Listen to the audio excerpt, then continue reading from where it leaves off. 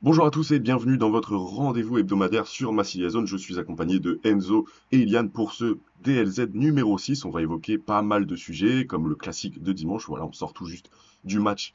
On vient de le regarder contre Liverpool. Voilà, la qualification parisienne au tir au but. On va parler aussi de Luis Enrique et Greenwood qui ont été un peu pointés du doigt récemment dans les médias pour leur manque d'investissement. En tout cas, c'est ce qu'ont pointé les médias sur le fait que Roberto De Zerbi était un peu excédé par le comportement de ses joueurs. Il y a eu aussi une interview de Rabiot qui dit enfin être reconnu à sa juste valeur. Et ensuite, on va parler de Pogba, parce qu'il y a eu un papier de l'équipe qui a été sorti. Et on va terminer sur le débat où on va échanger avec mes chroniqueurs préférés, Enzo et Iliane, sur si l'OM est plaisant à regarder cette année. Avant que la vidéo ne commence, n'hésite pas à nous suivre sur tous les réseaux sociaux, TikTok, Insta, YouTube et Twitter. N'hésitez pas à mettre le like aussi, ça nous aide à mettre l'algorithme dans la poche et n'hésite pas à commenter tout au long de la vidéo si tu es d'accord ou pas d'accord avec certaines phrases ou propos de nos chroniqueurs ou même de moi-même.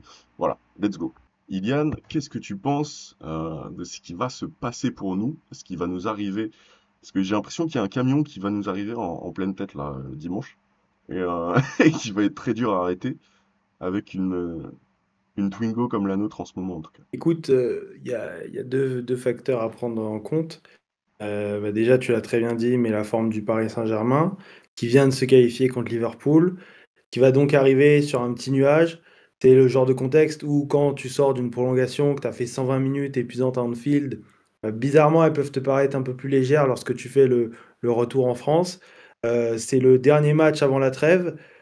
Paris est sur une série où depuis qu'ils ont battu Manchester City, ils postulent à être peut-être la meilleure équipe d'Europe. Je sais pas, en tout cas ce soir ils ont sorti Liverpool.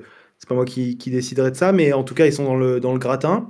Ils ont comment dire écrasé nos rivaux directs pour la Ligue des Champions. Je pense à Lille, je pense bon pas forcément Brest n'en fait pas partie, mais ils écrasent des équipes que nous, on a du mal à battre. Et puis, nous, on arrive dimanche sur une série de 3 matchs où tu as du mal à avancer. Tu ne sais pas forcément où tu vas, où tu n'as plus forcément de certitude, ne serait-ce que sur ta composition d'équipe. Tu sais pas avec qui tu commences, qui sera sur le banc, qui est investi, qui ne l'est pas. Donc, non, la question, c'est pas est-ce qu'on va se prendre le camion, c'est comment, où est-ce que ça commencera, par qui va nous mettre le but. Moi, j'ai aucun doute sur le fait qu'on va se faire marcher dessus. Bien sûr que j'attends la surprise, sinon je ne serais pas supporter et on n'en ferait pas une vidéo. Mais à un moment donné, il faut être réaliste. Et l'OM va se taper le meilleur Paris Saint-Germain de la saison ce dimanche. Même voir depuis longtemps, hein, parce que avec Enzo on en parlait, c'est le meilleur PSG à mon avis depuis, à notre avis en tout cas depuis Laurent Blanc. Ils ont quand même des prolongations dans les jambes, mais on voit quand même que c'est un rouleau compresseur, hein, le PSG ça presse directement les ressorties de balles. Même Liverpool avait du mal. J'ai envie de dire aussi que c'est un club et c'est un effectif qui a en son sein des joueurs qui connaissent la valeur de ce match. Hein, on l'a vu depuis ça fait 10 ans qu'on voit Marquinhos le disputer et 10 ans que Marquinhos dit il faut gagner ce match. Et à mon avis, il ne doit pas s'empêcher de le dire à ses coéquipiers. Enzo, à part une défaite, enfin, il faudrait un miracle en fait. On n'est pas pessimiste en plus. On parle juste en termes de football pur. Il n'y a pas photo. Bah, en termes de football pur, pour rejoindre ton analyse et celle d'Ilian, il n'y a clairement pas photo. Quand tu regardes les dernières sorties, les dernières prestations de l'OM et du Paris Saint-Germain, c'est le jour et la nuit. Il y a un gouffre. On est à des années-lumière collectivement du PSG. En plus de cela, là, certes, ils ont 120 minutes dans les jambes, une prolongation, mais comme l'a souligné Ilian, elles paraissent beaucoup moins fatigantes lorsque tu élimines Liverpool à Anfield. Mais en termes de football pur, clairement, pour moi, on n'a aucune chance. Et j'ai envie de dire que ça fait depuis longtemps que je n'avais pas aussi été pas confiant lorsqu'on affronte le PSG. C'est-à-dire que moi, à l'aller, par exemple, je ne voyais pas forcément ce scénario de match. Je me disais qu'on pouvait peut-être les embêter en justement en allant les presser, en jouant très haut, en les asphyxiant comme quand on avait fait sous Tudor lors de l'élimination en Coupe de France. Mais là, je ne sais pas si on en est capable. Quand par exemple, je vois les dernières 30 minutes de Lyon face au PSG, quand ils vont les chercher haut, justement, ils ne les laissent pas jouer, respirer, ils les asphyxient. L'Olympique de Marseille, pour moi, n'en est pas capable. Parce que là, ces dernières sorties, mis à part de la possession stérile, un jeu archaïque, une multiplication de passes latérales, on voit rien d'autre. Mm. Alors que le PSG, c'est un véritable rouleau compresseur, une machine à marquer, un collectif très bien huilé. Donc pour moi, il faudrait plus qu'un miracle. Et je ne suis pas du tout confiant pour dimanche. Parce qu'au milieu, enfin, le milieu, ça ressort tellement bien. Notre pressing est tellement mal rodé enfin, avec des joueurs, voilà, on connaît, hein, Greenwood, ça presse pas énormément. Après, bon, on va pas faire la liste des joueurs qui pressent, on n'est pas là pour ça. Mais voilà, globalement, le pressing de l'OM ne mettra pas à mal la relance parisienne et on risque de se prendre des vents dans le dos vu l'artillerie, l'arsenal que possède Luis Enrique en attaque et la dangerosité de ces gars, hein. Je vois ce soir, ils sont à 2,56 d'expected goals. Alors, Et bon, ouais, c'est énorme. Ça veut peut-être rien dire, mais ça veut dire qu'ils, quand même, ils se mettent dans des positions extrêmement favorables.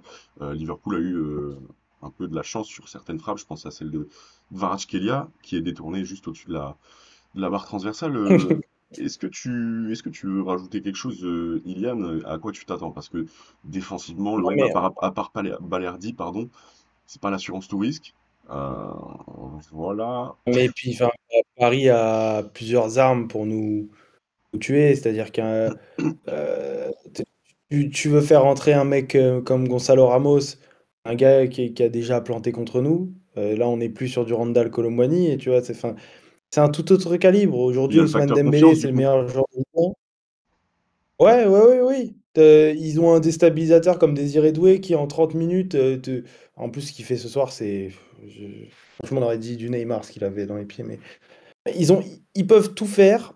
Ils nous ont montré en plus sur ces 2 derniers mois, hein, qu'ils sont capables de tout faire, qu'ils sont dans une forme où tout leur réussit, parce qu'ils ont aussi de la réussite, mais c'est ça les grandes équipes, et que nous, on n'est pas dans une configuration qui est propice à voir quoi que ce soit. C'est-à-dire qu'au-delà du fait que Paris est fort, que Paris a de meilleurs moyens, ça c'est certain, mais nous, je ne vois même pas comment on pourrait tenter quelque chose au parc.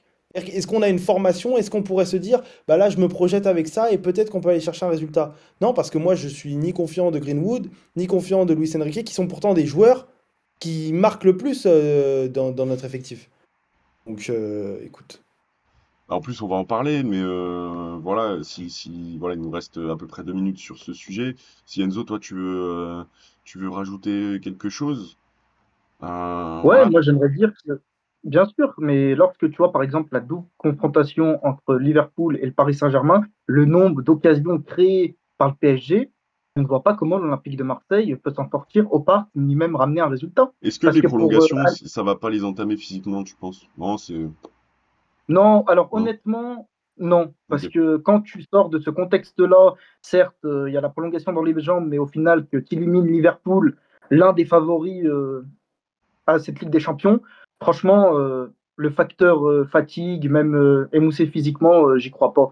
En plus, comme il a été souligné, le PSG prend vraiment au pied de la lettre à chaque fois le match contre l'OM. C'est-à-dire ils ne veulent pas le Oui. perdre. C'est Mm. un gros match pour eux. Et donc, de toute manière, pour aller chercher quelque chose au parc, faudrait, comme encore une fois on l'a fait sous Tudor, les presser constamment, aller chercher haut, récupérer des ballons très hauts sur le terrain, avoir l'intention vraiment de jouer, mais l'Olympique de Marseille, pour moi, n'en est pas capable à l'heure Mm. actuelle. Et le PSG est bien trop fort collectivement pour cet OM-là.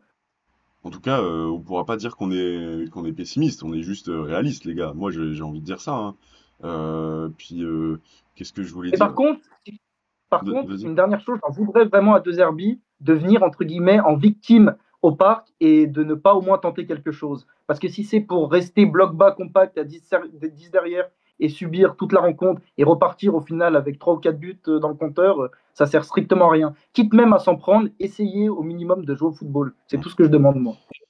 Enzo, c'est exactement ce qu'on avait dit avec Samy au match aller, où Samy, je vais reprendre ses propos, j'espère qu'il verra cette vidéo, avait dit que de toute façon, tous ceux qui sont passés avant lui n'avaient pas essayé, et que lui, du coup, quoi qu'il essaye, en arrivant au bout de 3 mois, on lui en voudrait pas. On était au Vélodrome, hein, et c'est absolument pas ce qui s'est passé. Et voilà, c'est pour te dire que... Tudor avait essayé quand même. Oui, non, mais Tudor avait essayé, mais à ce moment-là, quand on parlait de ce match, c'était vraiment la bulle, tu sais, à part. du Classico qui a été plus que réussi. Parce que d'ailleurs, ce match-là, il est réussi, mais au-delà d'avoir un Classico réussi, il était parfait. Moi, j'ai même pas. On n'a pas eu d'entre-deux, en gros, si tu veux. On n'a jamais eu si, tu vas dire, il y en a eu avec des faits de jeu, je pense à celui de Sampaoli, par exemple, au parc où on se fait avoir, mais un Classico où on n'arrive pas, en fait, la queue entre les jambes et où on a peur du Paris Saint-Germain. Mais même par exemple, regarde, si tu regardes le Classico, on se prend justement 0-3 sous Tudor. En première période, on se crée quand même des occasions. Tavares manque d'efficacité, mais on a quand même l'opportunité de marquer à 2 ou 3 Oui, reprises. Donc on a essayé quand même quelque chose. Les gars, c'est vrai. merci pour ce sujet. On va passer au suivant. Juste un petit rappel, donc match dimanche au Parc des Princes à 21 h en prime time, enfin 20 h 45. Évidemment, au sifflet Clément Turpin, mais ça, bon, c'est qu'un détail. On va passer à Luis Enrique et Greenwood qui ont été un peu mis en cause par leur, euh, par leur coach sur l'investissement sur le terrain. Mason Greenwood et Luis Enrique n'ont pas résisté à la colère de RDZ cette semaine. Celle-ci a résonné bien au-delà des murs de la commanderie. D'ailleurs, tu l'as entendu, toi, Enzo, jusqu'à chez toi même, tellement ça a résonné, allant jusqu'à surprendre le reste du vestiaire, peu habitué à des montées dans les tours aussi puissantes. Voilà, est-ce que déjà, dans un premier temps, par rapport à cette info qui est sortie dans la Provence juste après le match, est-ce que vous comprenez ce que reproche De Zerbi à ces deux joueurs de 23 ans? On le rappelle, ce sont deux jeunes joueurs qui peuvent parfois peut-être manquer de maturité et de constance. Enzo, je t'en prie, je te passe la parole en premier. Est-ce que tu comprends cette info? Bah, bien évidemment, déjà que de un, je la comprends, et de deux, je la partage. Parce que quand tu vois le repli défensif de Luis Enrique sur le but encaissé Lensois, c'est à mourir de rire. Et Greenwood, on va pas forcément refaire le débat, mais c'est un joueur nonchalant qui, vraiment, moi, vu du stade la dernière fois, justement, contre Lens, c'était vraiment, on voyait vraiment que Greenwood, il avait plus rien à faire sur le terrain, dans le sens où, tout simplement, je ne sais pas ce qu'il faisait, mais il n'était pas concerné par la rencontre, quoi. Et c'est ça le problème, en fait, qui est récurrent chez lui. C'est-à-dire que quand il est titulaire, ou même quand il joue, tu te demandes parfois s'il est concerné par l'issue de la rencontre. Tant il est nonchalant, tant ça l'intéresse pas. Donc moi, je le comprends totalement, la gueulante, entre guillemets, de Roberto De Zerbi à l'encontre de ces deux joueurs. On le rappelle, Ilian, hein, en gros, Luis Enrique et Greenwood n'avaient pas commencé le match, peut-être diminué physiquement. Euh, ils n'avaient Ouais, ils rentrent tous les deux à la Ils mi-temps. rentrent tous les deux à la mi-temps et Luis Enrique sur le but de Neil El Ainaoui, pardon, est pas du tout exempt de tout reproche. Vraiment, il revient en marchant, enfin, il se détache de son joueur complètement, il est passif. Voilà, Il je suis revient sûr pour dire qu'il est revenu. voilà, Voilà. je suis sûr que vous avez l'action en tête et que, voilà, en tout cas, ça a été pointé du doigt et c'était tellement criant que bon, personne n'a pu passer à côté. Bref, et Greenwood, un nombre de déchets techniques incroyables. Ça avait déjà commencé, ça a commencé déjà il y a des mois. Ça a continué contre Nantes malgré le fait qu'il soit décisif. On l'a pointé du doigt avec Enzo dans une autre vidéo et contre Lens, il n'a pas dérogé à la règle et c'était encore une fois de plus très compliqué. Donc la question qu'on peut se poser, c'est est-ce que Luis Enrique et Greenwood se sentent concernés? Est-ce qu'il n'y a pas aussi, comme je l'ai dit, ils sont jeunes, donc un manque de régularité? Toi, qu'est-ce que tu en penses? Est-ce que tu as envie de leur faire porter le chapeau? Ouais, non, mais je sais que je vais encore en agacer, mais moi déjà, ce qui m'énerve dans ce qui est sorti dans la Provence, et ça veut dire que, et comment les gens y réagissent aussi, c'est-à-dire que c'est un état de fait, c'est que parce que Luis Enrique stat, on le met à la même échelle dans nos offensifs que Greenwood. Et moi déjà, c'est un truc, si t'en es arrivé au point où offensivement, tu dépends autant de Luis Enrique, qui, je le rappelle au début de saison, ok, il a staté, mais je le rappelle, était un élément sur lequel on s'est dit, bon, on va pouvoir compter dessus, mais pas en dépendre. Donc Mm. moi déjà, pour le cas Luis Enrique, je vais le traiter après. Mason Greenwood, Enzo a tout dit, je pense que j'ai rien à rajouter, et que s'il continue de se comporter comme ça, et qu'il pense qu'on a un tremplin, bah il n'y a pas de souci. La saison prochaine, on l'envoie je ne sais où, chez un club qui voudra mettre la somme qui le vaut bien, puisque c'est pas chez nous qu'il explosera complètement. D'accord. Et en attendant, bah, il faudra qu'il alterne entre le banc et les sorties de banc où il nous mettra des tapines. Et c'est pas grave, il marquera, j'ai pas de doute là-dessus. Par contre, pour l'autre, et là, ça me pose un sérieux problème, c'est que à un moment donné, quand tu donnes un tel statut, quand dans la presse, ce que les gens en pensent d'un mec pareil, j'ai jamais dit moi comme Waib que c'était un nulard, hein, mais j'ai dit que c'était un midard. Ça veut dire que c'est un mec, moi, que j'ai toujours considéré de courant. Selon comment se porte ton effectif, lui, avec son niveau de jeu, il va suivre. Il peut te faire des différences, il n'y a pas de souci. Mais le considérer autant que l'a pu être un Wai quand il est arrivé, qu'un joueur à 25 millions, ou même un Mason Greenwood, bah, ça montre bien ton souci. Moi, pour moi, Luis Enrique, ça ne m'étonne pas qu'il ait des petites rechutes, surtout que c'est sa première saison pleine avec l'OM. Si les gens s'attendaient à ce qu'il maintienne un niveau de jeu avec autant de stats, bah, pour moi, c'est déjà énorme, c'est déjà une saison réussie pour lui. Maintenant, c'est on attend beaucoup de lui. On a recruté Amar Dedic, on a quand même Quentin Merlin sur le côté gauche. Bah, ça veut dire qu'on est capable de tourner avec ces trois-là. T'es pas censé dépendre de Luis Enrique devant. T'as aussi récupéré Amine Gouiri. Enfin, à un moment donné, moi, Luis Enrique, je l'aime bien, mais on le voit plus beau que ce qu'il est. Bah ouais, c'est surtout que bon, il a eu des stats assez avantageuses comme tu l'as dit, mais peut-être pas non plus le reflet d'un cap vraiment passé. Surtout, ce que je voulais dire, c'est que bah, le côté droit de l'Olympique de Marseille en deuxième mi-temps était complètement amputé d'une forme d'investissement, quoi. Et C'est là à que la le bas limite, Martin, blesse. Dis-moi, hein. l'investissement, voilà, là, quand il est rentré, Luis Enrique, bien sûr que l'action du but, elle est gênante. Parce que tu le vois revenir et qui marche et qui en fait défend pas. Mais déjà de base, c'est pas un défenseur. Enfin, rappelons qu'on le recrute en tant que numéro 9. Et ensuite, il fait la course. Alors, je vais pas le défendre. Pour le coup, il a quand même tenté de provoquer. Il a quand même essayé des choses sur son côté droit. Moi, je tomberais beaucoup plus sur Mason Greenwood dans ce qu'il a fait. Oui, Luis Enrique nous a habitués à mieux.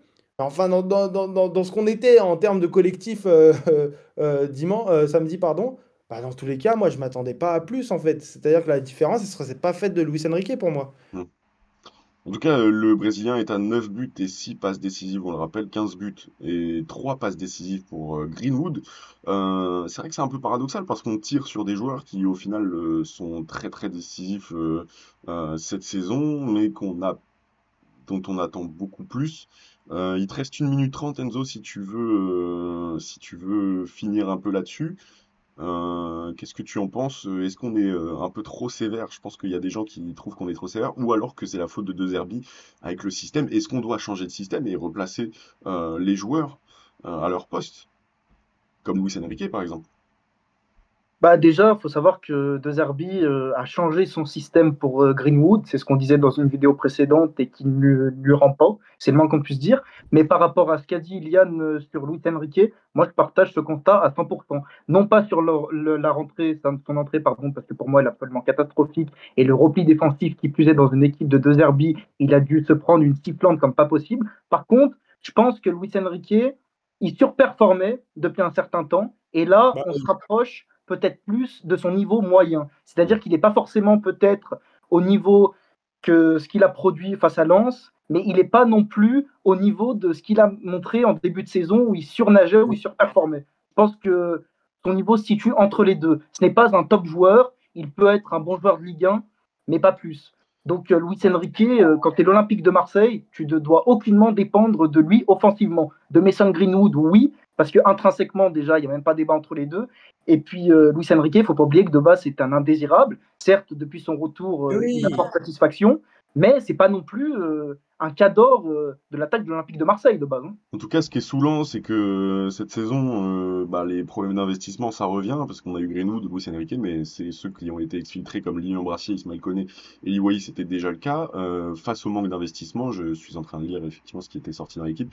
En forme de contraste, De Zerbi n'hésite pas à souligner l'exemplarité d'Adrien Rabiot, Pierre-Emile Højbjerg, Léo Balerdi, Valentin Rongier ou Neil Maupay, qui attend plus Et cadre, ça n'a d'implication rien à et de voir. personnalité de ses joueurs qu'il a su défendre comme ses enfants. Donc, je pense qu'il. Mais tu as raison, Iliane. En fait, c'est deux statuts différents. En tout cas, le point de rupture n'a pas été amorcé, hein. Et voilà, il continue de les défendre, il continue d'avoir une bonne relation avec eux. Mais c'est vrai qu'il a pointé. En tout cas, le fait que ça sorte aussi dans la presse ne pose pas question. Mais bon, c'est très bien que Bah, voilà, les choses du voilà, vestiaire on est sur sortent et voilà. On est sur une saison, donc tu as forcément des temps faibles, des temps forts, des moments où ça va pas. Mais moi, ce que je veux, et surtout que De Zerbi, c'est quelqu'un qui a le sang chaud, c'est qu'à la fin de la saison, quand on aura notre billet pour avec des champions, même en étant à 30 points du PSG, et bah, Est-ce qu'on l'aura? qu'il ait le de se dire, lui, je suis prêt, malgré ses carences, malgré le fait que des fois il ait des manques d'investissement, à le conserver pour aller en Europe avec lui. Par contre, lui, je n'en veux plus. Et c'est ça, moi, la différence que je ferais entre parce qu'il y a beaucoup de joueurs sur lesquels on a entendu l'info du manque d'investissement. Mais à un moment donné, tu as soit le manque d'investissement et le manque de régularité qui sont quand même deux choses différentes. Et moi, j'ai l'impression que il y avait aussi ça qui était en jeu. Et ben moi, je veux qu'à la fin de la saison, tu puisses être en mesure de dire Greenwood n'est pas assez régulier, donc je le garde pas. Par contre, Jonathan Rowe n'est pas assez investi, donc je le garde s'il a un changement de comportement. Et inversement. Donc voilà, c'est tout. On va passer à Rabiot, voilà, qu'on a évoqué dans les cadres pris en contraste par Roberto De Zerbi. Rabiot, je l'ai dit en début de vidéo, j'ai dit que c'était la Provence, mais je me suis trompé, c'était effectivement DAZN, une interview DAZN. Rabiot dit être comme un poisson dans l'eau, voilà, comme une sardine dans le vieux port. On peut dire tout ce qu'on veut, on peut parler de toutes les métaphores que vous voulez. En tout cas, voilà, pour d'autres métaphores complètement pourries, appelez-moi les gars. Et surtout, sauvez-moi, enfin, là, Comme là, le poisson pourri. exactement, putain, merci. C'était le naufrage, mais tu, On tu l'a m'as laissé rattrapé. couler. Non, non, non, non, On, Enzo, on Enzo a m'a pas laissé le laissé poisson couler. noyer. Merci les gars, franchement, vous êtes les meilleurs. Donc Rabiot dit, par rapport à De Zerbi, on pourrait croire qu'il ne parle qu'avec les cadres, mais il parle avec tout le monde, donc voilà, ça rejoint un peu ce qu'on voyait Ah bravo, avant. c'est un coach, il parle à tout le monde. T'es Sérieux, vachement, t'es vachement il y a aigri des quand même. trucs des fois. T'es vachement aigri, je trouve, hein. Et donc, C'est l'élimination du PSG, je pense, c'est un peu tendu. ouais, ouais, à Melun, il y a. Ouais, ça fait 3 semaines, je suis saoulé, mais vas-y. Donc Rabiot dit ici, j'ai l'impression d'être reconnu à ma juste valeur. Voilà le joueur passé par la Juventus et le PSG qui est parti souvent au clash, peut-être avec ses dirigeants, même avec peut-être ses supporters qui lui en demandaient un peu plus. Là, c'est vrai qu'au Vélodrome et à l'OM, on lui donne de Je, je l'amour, non? me demande comment, je me demande comment il parlera de nous quand il sera parti. Bah, Parce je, que pense je bon, pense qu'il va, je pense à qu'il la kiffe, Juve, on hein. l'a quand même traité à sa juste valeur, hein. Ouais, mais je pense qu'il kiffe l'OM, hein. Franchement, je suis expert en analyse comportementale et c'est le comportement d'un mec amoureux là, non? Je sais pas ce que Ah, t'en mais de penses. base, il est pour l'Olympique de Marseille, Ouais, Rabiot, hein. en plus, en Faut pas plus, l'oublier. en plus. Et donc je continue l'interview. L'OM champion, pourquoi pas? Monaco et Lille l'ont fait depuis le Qatar. Tout le monde est ambitieux ici. L'objectif est d'aller chercher un titre pour remettre Marseille à sa place. La Ligue des Champions, j'ai regardé des matchs de l'OM à l'époque et j'ai vibré. Sans l'avoir vécu ici, je sais ce que ça représente pour les supporters. Donc, est-ce que Rabiot, on n'est pas sur un mec bon, qui est en train de nous draguer un peu quand même? Voilà, il doit avoir toi, Iliane, qui est expert communication et qui déteste la communication de De Zerbi. Voilà, je vois que tu Ouais, souffles. Tu mais- souffles déjà. Il trouve que c'est de la démagogie. Moi, je trouve que c'est juste la sincérité d'un joueur qui se sent bien dans une ville du sud de la France qui lui va à merveille. Voilà, le petit prince de Créteil qui arrive. Mais non, mais Je qu'est-ce vois qu'il vos faut pas réactions. entendre? Mais sérieux, Les Non, gars, j'irai quand même tu te pas jusque-là, c'est de la communication. c'est de la communication, mais je pense qu'il est sincère quand même. Enfin, moi, en tout cas, ça me va ce qu'il dit. Ça me va ce qu'il dit. C'est vrai qu'au début, non, Bon, bah, si ça te non, non, va alors, pardon, bah, si pardon, ça te va, pardon, les gars, je vais Si ça tempérer. te va, c'est bon, on C'est arrête. c'est un peu, c'est un peu trop facile, effectivement, parce qu'au début de l'année, quand rien n'était sûr, il disait, je sais pas trop, on verra. Donc, effectivement, qu'est-ce qu'on en fait de cette interview au final? Qu'est-ce qu'on en fait?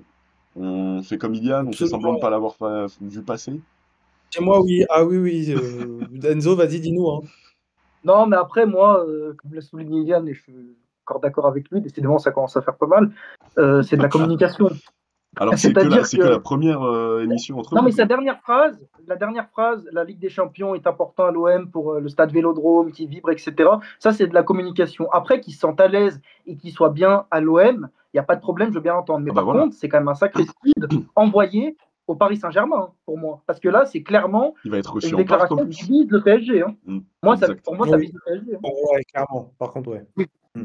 Ah oui, c'est plus une déclaration anti-parisienne peut-être que pro-marseillaise. Parce que Rabiot, sous Laurent Blanc, il était vraiment d'un niveau exceptionnel. Pour moi, c'est toujours un joueur que j'ai apprécié, tant dans sa capacité justement à mettre de l'impact au milieu de terrain, même sa vision de jeu, ou même il est capable aussi de casser des lignes par la passe. C'est un magnifique joueur de football.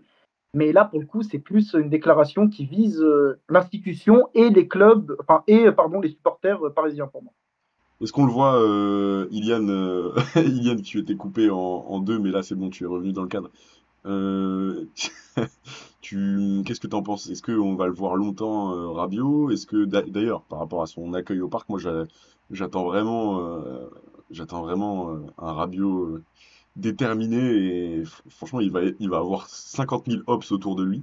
Mais qu'est-ce que tu en penses de Rabiot? Non, mais son interview, c'est même pas qu'elle me pose souci, mais c'est que je vais juste faire attention comme si je ne l'avais pas vu. Voilà, je vais pas y faire attention plutôt, pardon.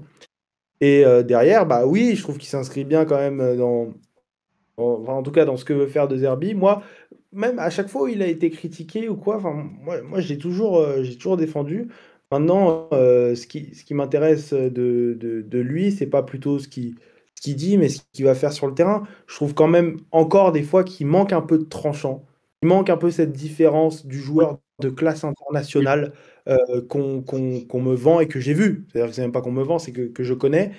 Ça avait commencé à revenir sur la période fin année 2025 Post-équipe de et France. fin année 2024, pardon, ouais. Et Ouais. depuis le début de l'année, justement, en 2025, je trouve qu'on s'en écarte un peu plus. Maintenant, voilà, il y a la dynamique du collectif, il y a les gens qui l'entourent, hein, parce que forcément, quand tu as un mec comme Mason Greenwood qui est autant à côté de ses pompes, bah, c'est compliqué. Mais voilà, moi je suis assez satisfait de lui, mais je ne parlerai pas de son interview. Ton avis, Enzo, sur l'international français repositionné dans le 3-4-3, un peu de Zerbi, un peu comme en équipe de France au final. C'est là qu'il avait commencé à, Alors, à se sentir mieux bah, à partir de Monaco, Saint-Étienne. oui, oui, c'est clairement ça. Mais alors, s'il y a bien un joueur qui est deux Zerbi compatible, si je puis dire, c'est vraiment Adrien Rabiot. C'est un joueur qui correspond totalement à la philosophie de jeu de l'entraîneur italien. Après, par contre, c'est vrai que je rejoins Ilian parce qu'il manque de tranchant en fait. Dans ses dernières passes, même sa capacité justement à casser des lignes, je le vois moins, pardon, que par exemple à son retour post-équipe de France là. Quand il revient de sélection où il est vraiment bon et décisif avec l'OM, c'est vrai que l'année 2025 est un peu plus difficile pour lui. Mais après, c'est en corrélation avec la difficulté de l'effectif à produire de bonnes prestations. Mais c'est clair que après voilà, c'est sa première saison, on va lui laisser un petit peu le temps de s'adapter, même d'acclimater les préceptes de l'entraîneur, mais j'en attends un peu plus quand même de Rabiot. Mais après moi, je vais pas être forcément objectif sur ce que je vois, parce que moi de base, je suis vraiment fan du joueur. Pour moi, D'accord. c'est vraiment un gros coup d'apporter Rabiot. Ah oui, c'est. Après, oui, Ouais, non, c'est clair. Bah, en tout cas, on est dur. Je pense qu'on est dur avec lui parce qu'on connaît sa valeur. Je pense qu'on place le curseur comme très haut avec aussi Greenwood en fait. pour lui. Genre, je pense qu'un Nadir fait. Ouais, exactement. Un Nadir fait ce que Adrien Rabiot fait. Je pense qu'on l'envoie. On l'envoie en PL, enfin on lui prédestine des grands futurs. Enfin c'est à l'échelle en tout cas de la qualité du joueur et c'est souvent c'est un peu Non. pervers des fois pour les joueurs comme Adrien Rabiot parce que même s'il va faire des bons matchs ou des matchs dans la moyenne d'Adrien Rabiot, on va un peu lui tirer dessus ou dire bah là il était un peu moins en vue ou quelque chose comme ça. Mais il peut pas être toujours le prime Adrien Rabiot, tu vois.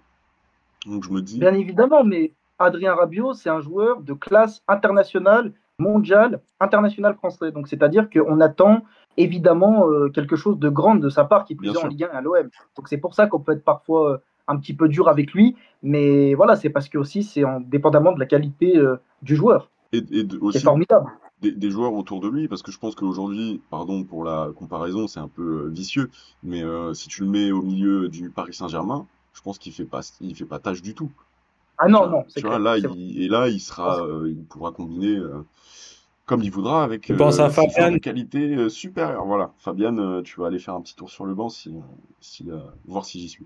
En tout cas, on a Oui, si tu parlé. mets Fabien Ruiz à l'OM, Voilà, on sait pas trop, tu vois.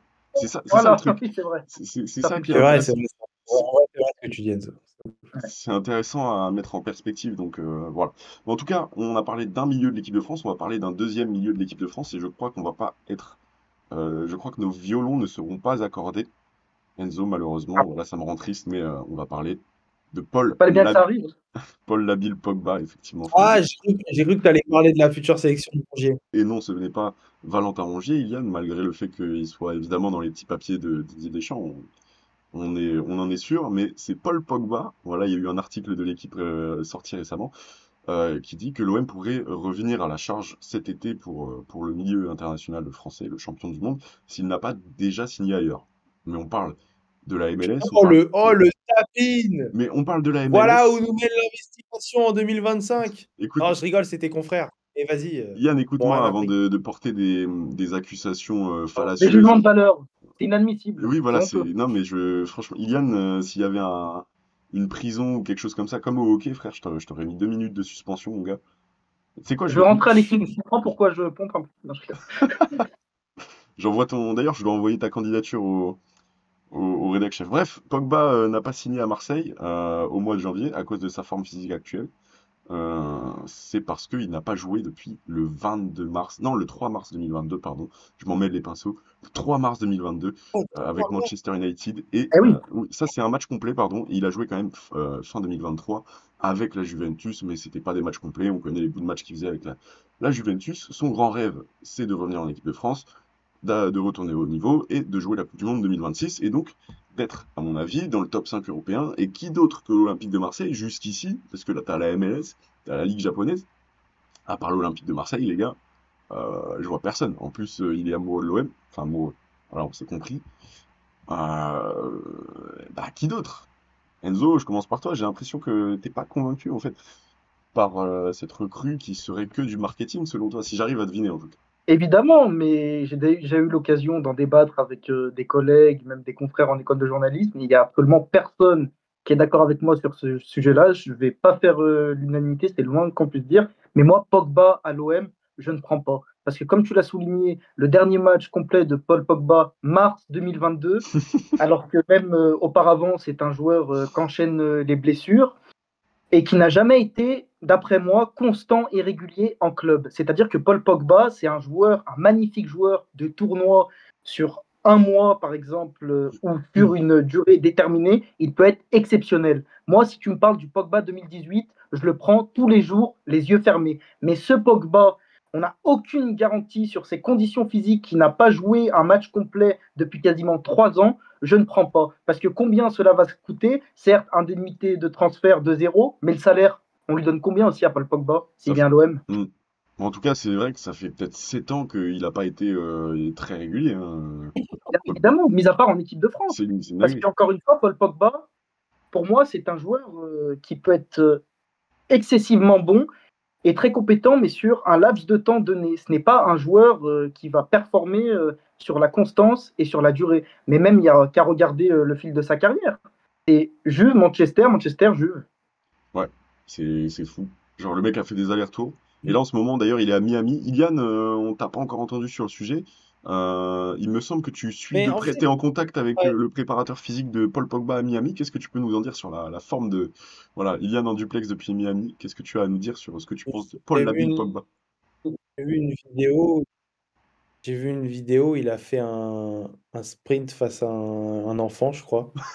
Si tu me parles de sa prépa physique. Et on Mais est non, mais d'accord, c'est vrai, c'est dans la vidéo, il l'a hein. dépassé. On Mais est d'accord qu'il l'a dépassé, donc il semble être en grande forme. Il a dépassé cet enfant. donc oui, il est allé plus vite que lui, mais dès le démarrage en plus. C'est assez Ah bah, impressionnant. Mais non, non, non, plus sérieusement, moi j'étais Team Enzo lorsque la rumeur est sortie, et il me semble que c'est juste après Rabiot que la rumeur est sort. ouais. Hein, je dis pas de bêtises. C'est-à-dire que moi j'étais Team Enzo dans le sens où bah, je comprenais pas dans quel contexte, je comprenais pas avec quel salaire, je comprenais pas l'intérêt d'aller chercher un mec qui allait te starifier ton effectif en prenant toute la place alors que tu sais que il va pas te jouer tous les matchs. Enfin, tous les arguments qu'a cité Enzo, j'étais complètement d'accord avec lui.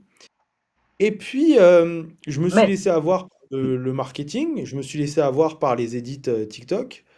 Puis c'est stylé d'avoir un Pogba qui fait une danse au Vélodrome. Et puis en vrai de vrai, en voilà. y réfléchissant profondément, en fait, moi je ne rejette pas sa venue, je veux juste comprendre le contexte. Moi, quand tu vas chercher Benasser, alors que tu as déjà ton double pivot Rongier au Heuberg, et bah, ça ne me déplaît pas parce que tu viens chercher un autre profil qui vient renforcer ton effectif. Là, tu me dis, on a cette équipe-là, tu ajoutes comme ça, tu mets Paul Pogba, ça a un coût. Pourquoi faire? Il prend la place de qui? Est-ce qu'il joue tous les matchs? Enfin, en fait, moi je veux juste une ligne cohérente. Si c'est prendre Pogba pour prendre Pogba parce que c'est un gros coup, ouais, mais pourquoi pour l'équipe en fait? Qu'est-ce que ça nous apporterait? Donc moi je veux juste qu'on m'explique ce qu'on va en faire. Est-ce que l'année prochaine, ça veut dire qu'on passe à un schéma à 4 derrière? Est-ce qu'on est 3 au milieu? Est-ce que ça engendre, quoi qu'il arrive, un départ de Rongier? Quel changement pour l'effectif? Je veux juste une ligne cohérente. Maintenant, tu me parles du joueur. Bah ouais, avoir Pogba, c'est sexy. Bah ouais, je rêverais de faire la Pogbance. Bah oui, je veux avoir le meilleur numéro 6 floqué de Ligue 1. Bien sûr qu'il y a la Coupe du Monde 2026 et que tu es sûr qu'il te fait une fin de saison en boulet de canon. Voilà, après, tu rêves. Tu rêves. Mais moi, je suis dans le factuel. Bah écoute, je pense qu'on a fait le tour, hein. Moi, j'ai pas d'autres choses à rajouter, si ce n'est que voilà. Je peux peut-être rajouter quelque chose?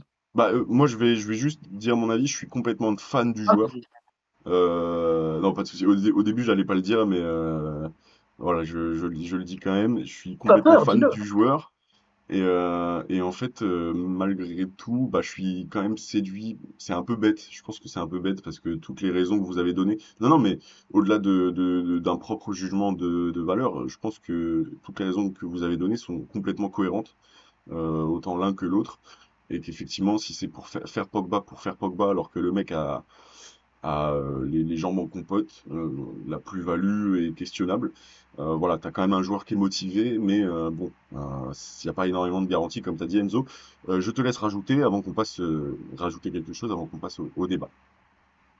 Oui, voilà, un petit mot de la fin. Alors, ce qu'a dit Iliane, c'est-à-dire que c'est stylé de faire la POC danse ou je ne sais quoi, ou même, par exemple, d'avoir le numéro 6 floqué Pogba. Oui, évidemment, ça excite tout le monde. Mais enfin, avoir Pogba pour avoir Pogba dans un effectif, moi, je suis vraiment pas fan, parce que voilà, ce serait juste du marketing et histoire d'avoir un nom, mais pas un grand joueur de football. Après, par contre, il y a une seule et unique raison qui peut peut-être me faire changer d'avis, c'est qu'il y a la Coupe du Monde en 2026. Mm. Et ça, peut-être que Paul Pogba, on sait pertinemment son attachement envers l'équipe de France, il a envie de la disputer et de revenir en sélection, ça peut peut-être faire basculer la balance.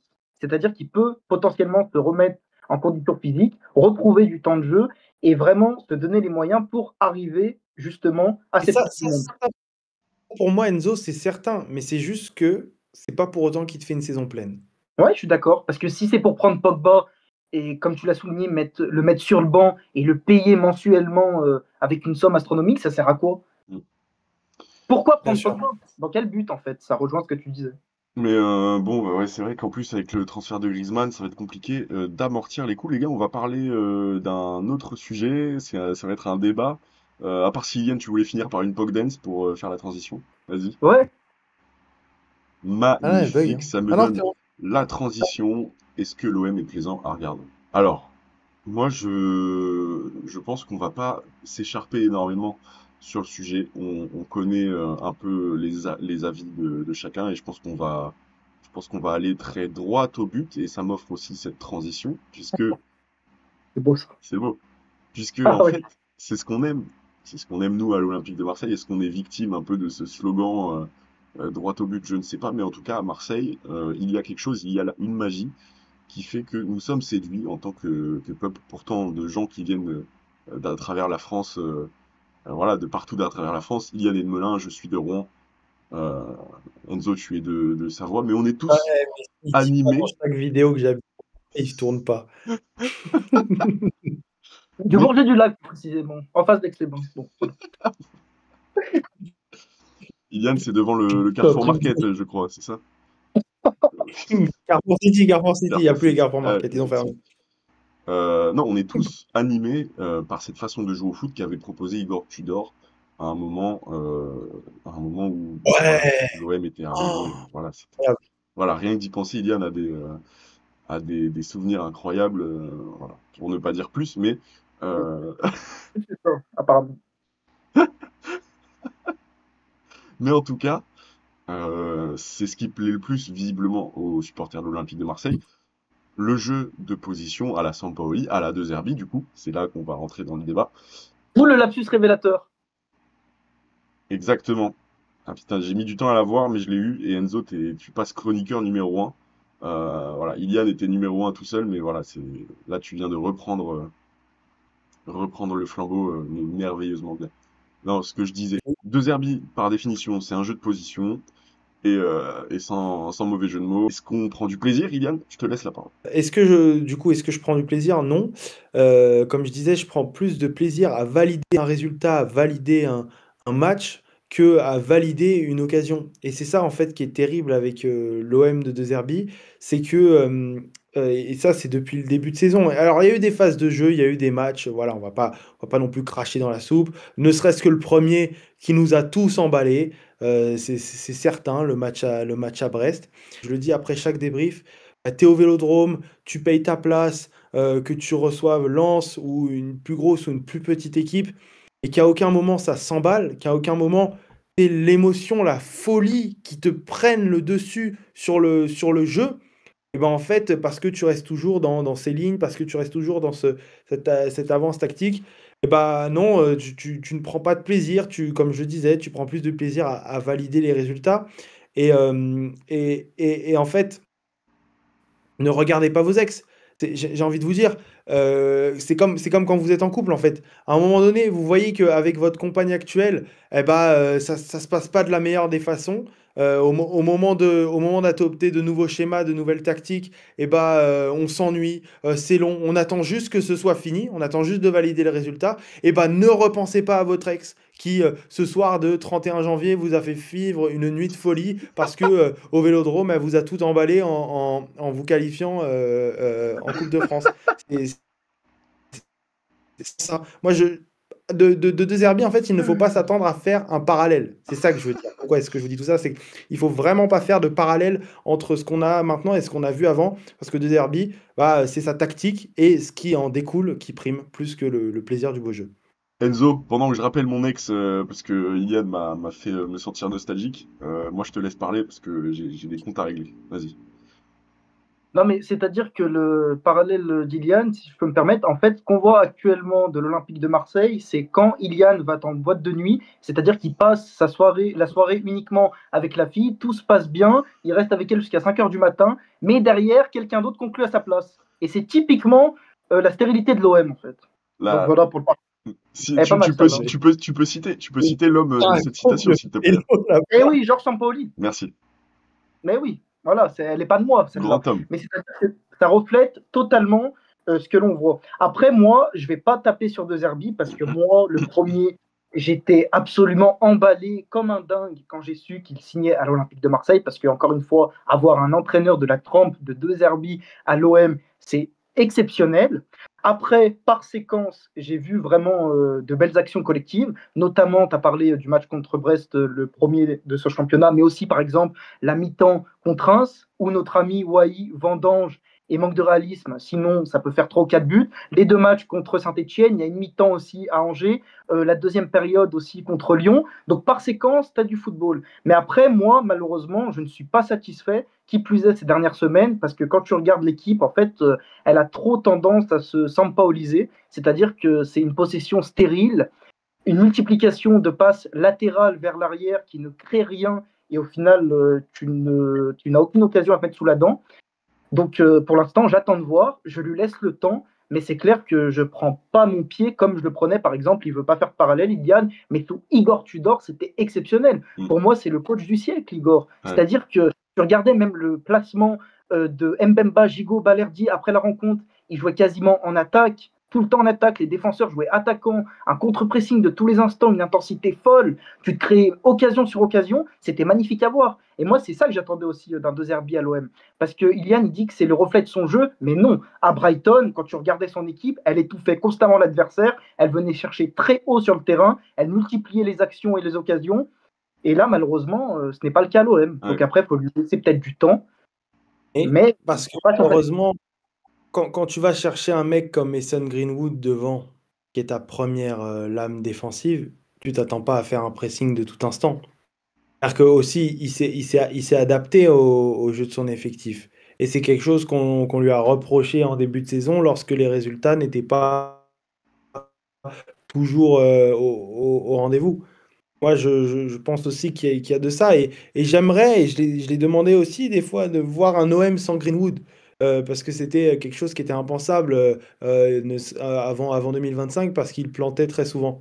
Mais, et c'est ça la limite du jeu de Zerbi aujourd'hui, c'est qu'on ne s'en remet qu'à une chose, qu'à un schéma, qu'à un 3-4-2-1 assez insipide, lisible dès lors que tu comprends les déplacements de tes deux milieux offensifs derrière ton attaquant, dès lors que tu neutralises tes pistons. Donc c'est plus dans ce sens-là. Après, bien sûr que tu as raison, et bien sûr que de tout ce qu'on a vu depuis l'ère Longoria, Igor Tudor est celui qui représentait le mieux le droit au but. En Ça, il tout n'y a pas de cas, débat. les gars, moi je ne peux qu'être d'accord avec vous quand je vois qu'il y a 862 passes contre Lens et que le Vélodrome était endormi au possible. C'était compliqué. Voilà, Enzo, tu étais au stade et je pense que tu t'es ennuyé. En Je tout me cas, suis endormi même pendant 5 ah bah minutes en voilà, tribune. bah voilà. Mais t'as bien raison, ça vaut mieux, je pense. Je pense que t'as Donne la raison que crède, bah donne la crède si tu dors. c'est un mauvais jeu de mots encore une fois. Mais en tout cas, c'est ouais, c'est assez peinant et je prends l'exemple de Bielsa à l'époque qui certes avait la possession, certes on faisait du jeu, mais il y avait des occasions de fou et le Vélodrome était conquis les gars. C'est moi Rien à voir. Et tu sais que cette comparaison, excuse-moi juste, mais cette comparaison, elle est gênante à force. C'est-à-dire que je les vois des fois, même sous certains de nos posts à nous, mais la comparaison à Bielsa, que ce soit dans le nombre de points, ou ça y est, il faut arrêter. C'est pas ouais, parce qu'il a acheté un grand écran et qu'il l'a mis à la Copa que c'est Bielsa, hein. Ça y est, c'est fini ça, hein. Faut stopper. Senior Bielsa Oui, on mais, l'appelle maintenant. oui, mais après, juste pour pas forcément défendre Tino, mais en fait, c'est-à-dire que c'est le même style d'entraîneur. C'est Ah pour non, ça qu'il y a mais comparaison. je pense il disait pas par rapport à ce que je dis moi, c'est les gens qui comparent Bielsa et De Zerbi. Moi je comparais pas forcément. Je disais surtout. Ah non, Ilian, tu m'attaquais frontalement? C'est ça que j'ai pas compris. Du tout, non, non, mais j'adore voir que vous interprétez mes propos, c'est un régal, hein. On Non, fait mais une analyse littéraire c'est-à-dire que là. je te défends et en plus de ça, maintenant, je dis plus rien. Moi. Merci Enzo d'avoir pris mes patins en tout cas contre Ilian, voilà. Comme d'habitude, très méchant avec moi. Non, les gars, merci d'avoir. Mais là, je comprends pourquoi. Comment? Je comprends pourquoi finalement. Ah non, mais de toute façon, moi, vous m'avez conquis ce soir. Voilà, c'est ça que j'avais envie de dire. Comme Tudor avait conquis le Vélodrome. Je vous remercie. On a passé un très très bon moment. On a traité 5 sujets différents. Voilà, n'hésitez pas dans les commentaires à dire si vous êtes d'accord, si vous n'êtes pas d'accord. N'hésitez pas à liker, à partager, évidemment. Ça nous fait plaisir. Ça nous met l'algorithme dans la poche. Suivez-nous sur tous les réseaux sociaux. Il y a TikTok, il y a Instagram, il y a YouTube et évidemment il y a Twitter. Vous pouvez retrouver nos têtes sur les autres vidéos, celle d'Enzo qui est là depuis quelques temps et ça nous fait très plaisir. Ilian qui est là depuis très longtemps et ça nous fait un peu, non, j'allais dire un peu moins plaisir, mais non, il y a un temps pour tout et voilà, je le dis sincèrement, je suis très content toujours de faire des vidéos avec Ilian et voilà. En tout cas, n'hésitez pas à nous rejoindre sur tous les Mais réseaux moi que j'ai aussi, je cités. t'aime. Mais moi aussi. Que de l'amour ici et voilà, je vous dis ciao, allez l'OM.